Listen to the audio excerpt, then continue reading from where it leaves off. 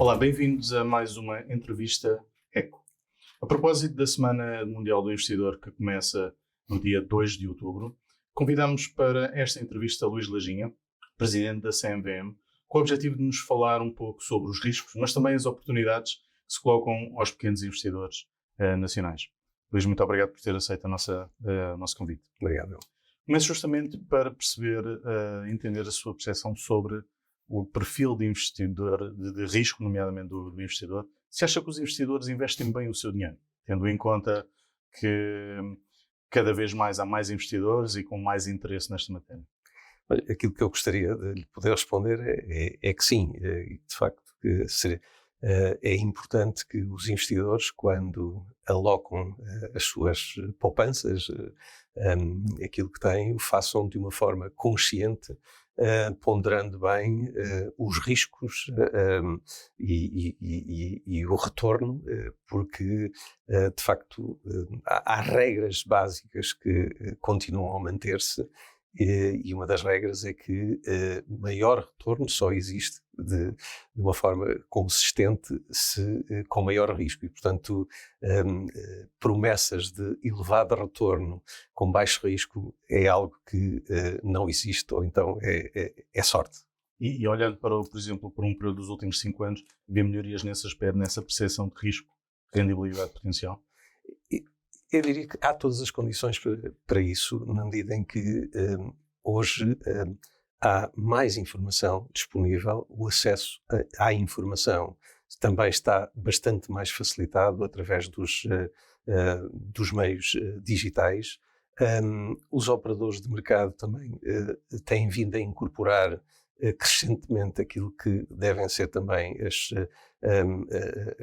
digamos, a necessidade de atuarem de acordo com aquilo que são as regras e que implicam ter cuidado e atenção ao investidor, e conhecer bem o investidor para também perceber que tipo de produtos é que podem ser disponibilizados a cada investidor em função do seu perfil. Portanto, do ponto de vista de condições, eu vejo que a evolução das condições para que essa adequação dos produtos aos investidores ocorra da melhor forma possível, essa evolução tem sido muito positiva. Mas, no entanto, quando olhamos para os resultados, vemos que os investidores nacionais continuam muito aversos ao investimento, nomeadamente em ativos financeiros. Cerca de 60% do património das famílias ainda está em ativos imobiliários, e o que não é imobiliário está maioritariamente em depósitos à ordem. Por que é que isto acontece? Olha, esse é de facto é um facto, é uma constatação. Enfim, os números têm essa particularidade, tornam as coisas muito claras, e há um contraste enorme entre aquilo que se passa em Portugal nessa matéria e aquilo que se encontra na Europa, inclusive às vezes em países que nós até pensaríamos que, digamos, não são propriamente associados a países muito liberais, e portanto pensaríamos até que porventura os investidores fossem mais conservadores. A título de exemplo, um caso que está, em termos de alocação da riqueza financeira, contrasta enormemente com Portugal, é o caso da Suécia, onde, digamos, apenas cerca de 14 a 15% da riqueza financeira está detida em depósitos. Isso significa que, nesse país, os cidadãos investem muito mais no mercado, portanto, procuram aplicar muito mais as suas poupanças noutro tipo de instrumentos. Seguramente existirão várias razões em Portugal para que isso aconteça. A questão fiscal é seguramente um elemento muito importante nessa equação. Considera necessário haver aí alguma alteração em termos de fiscalidade das mais-valias, por exemplo, em ações, fundos de investimento? Se entender que é importante estimular os cidadãos, aqueles que têm poupanças, a poderem encontrar formas alternativas de aplicação das suas poupanças, naturalmente que a fiscalidade é um elemento importante. Não me compete a mim fazer essas escolhas, mas compete dar indicações da importância que um maior equilíbrio e uma melhor alocação das poupanças e de modo a permitir mais retorno pode ter para os cidadãos e para a economia. Mas faz sentido, por exemplo, as mais-valias em criptoativos há mais de um ano não sejam tributadas e mais-valias de ações, fundos de investimento, até juros de depósito a prazo, sejam tributados a 28%? Parece-lhe que faz sentido essa medida? De facto, enfim, é importante que a fiscalidade desempenhe um papel importante e, naturalmente, que o ideal seria que os recursos, do ponto de vista económico, os recursos possam ser prioritariamente canalizados para a economia e ao serviço da economia. E, neste momento, não há evidência de que o investimento em criptoativos seja algo que possa trazer um benefício direto à economia. E, portanto, não me custa reconhecer que se quiser privilegiar a afetação de poupança à utilização na economia, então dever-se-á, pelo menos, fazer com que haja uma neutralidade fiscal entre aqueles investimentos que podem ser canalizados para financiar a economia e outro tipo de investimentos. Deduzo pelas suas palavras, então, que não recomendariam um investimento em criptoativos numa perspectiva, por exemplo, de longo prazo, numa estratégia de investimento? Os criptoativos não são regulados. Os supervisores, os reguladores em Portugal, por essa Europa fora, têm alertado sempre que podem e regularmente os cidadãos para aquilo que são os riscos do investimento em criptoativos. Portanto, seguramente não haverá nenhum supervisor que aconselhe investimento em criptoativos, mas nós vivemos num mundo que é livre, as pessoas são livres de tomar as suas opções. Aquilo que é importante que o façam é tendo consciência dos riscos que estão a correr e da não proteção que têm ao investir nesse tipo de instrumentos comparativamente à proteção que existe quando optam por fazer investimentos em instrumentos que estão disponíveis através de mercados que são regulados e supervisionados. Voltando um pouco ao portfólio de investimentos das famílias, na sua opinião, gostaria de que me desse 3 indicações sobre como é que se poderia incentivar uma melhor alocação do capital das famílias. O que é que seria necessário fazer, importante fazer, além de provavelmente da questão fiscal, como já abordou, outras medidas que parece-lhe essencial para fomentar o investimento das poupanças das famílias em ativos financeiros? A poupança desempenha um papel, é um elemento fundamental para qualquer economia. E, portanto, encontrar formas de estimular a poupança. E nós, enquanto país, somos um país que beneficiaria muito se conseguíssemos ter maiores níveis de poupança do que aqueles que temos. Como é que se pode conseguir? E isso nós podemos pensar, muito bem, mas para isso é preciso ter rendimento, e eu reconheço que assim é mais fácil poupar quando o rendimento é mais alto, mas também não nos podemos esquecer, quando olhamos para a nossa história, já houve períodos no passado em que, com níveis de rendimento muito menores, e aquilo que era a percentagem do rendimento disponível que era poupada era muito maior. Eu não tenho os números de cor, mas provavelmente se recuarmos enfim, algumas décadas, se calhar encontramos níveis de poupança superiores a 20% e próximo dos 30%. E, portanto, os agentes económicos reagem e incorporam muito rapidamente os estímulos que lhes são dados. Se houver, de facto, incentivos a que as pessoas poupem, se essa poupança puder ter níveis de remuneração mais elevados, se aquilo que são o retorno associado a essa poupança for menos onerado do ponto de vista fiscal, seguramente nós assistiremos a aumentos de poupança e também a uma alocação dessa poupança àquilo que possa maximizar esse rendimento de acordo com os objetivos, e reduzindo o risco. Um ponto central nesta discussão tem a ver com a literacia financeira. Recentemente, um estudo da OCDE com o acompanhamento do Banco de Portugal voltou a colocar Portugal entre os países com menos literacia financeira da Europa, só à frente da Roménia. O Luís, olhando para um período dos últimos 5 anos, vê melhorias nesta matéria ou continuamos muito mal em termos de literacia financeira? Há sempre uma dimensão absoluta e uma dimensão relativa. Eu diria que em termos absolutos, isto é, quando olhamos apenas para nós, eu quero acreditar, e porque isso também está alinhado com aquilo que é, digamos, a melhoria da qualificação da população em geral, à medida que vamos aumentando os níveis de educacionais, também a própria literacia financeira, enfim, não aumenta na mesma proporção, mas aumenta de uma forma relacionada também com essa melhoria da escolaridade e com a formação. E, portanto, seguramente a evolução tem sido positiva, mas essa é uma matéria onde, por muito que nós façamos, há sempre a sensação de que há muito mais a fazer. Isso não se aplica apenas a Portugal, aplica-se seguramente a todos os países.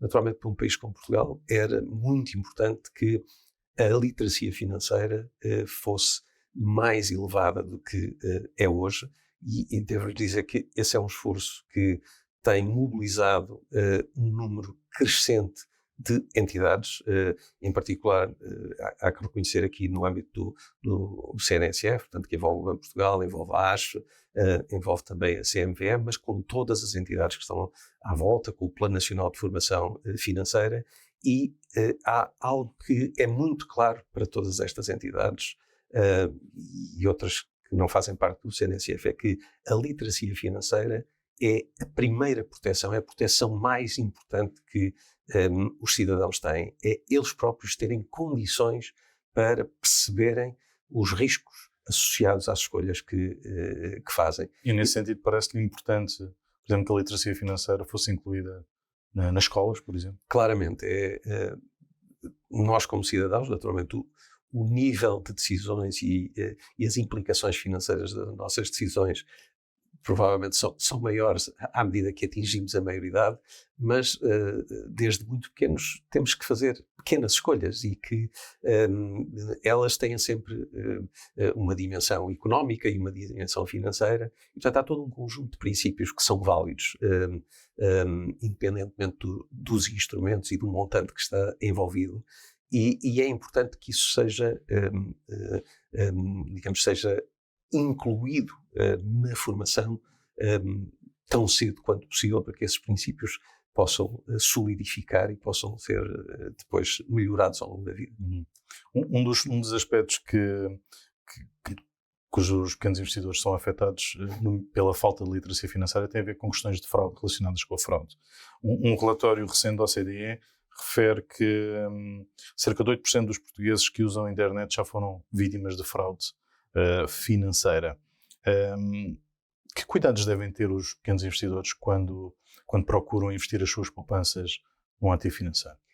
Essa é claramente uma matéria que preocupa os supervisores, mas aqui a palavra preocupar não é uma palavra depois que não leve a consequências e a ação. E justamente esse alertar dos investidores, dos cidadãos, para os perigos que existem associados à publicidade e às formas de tentar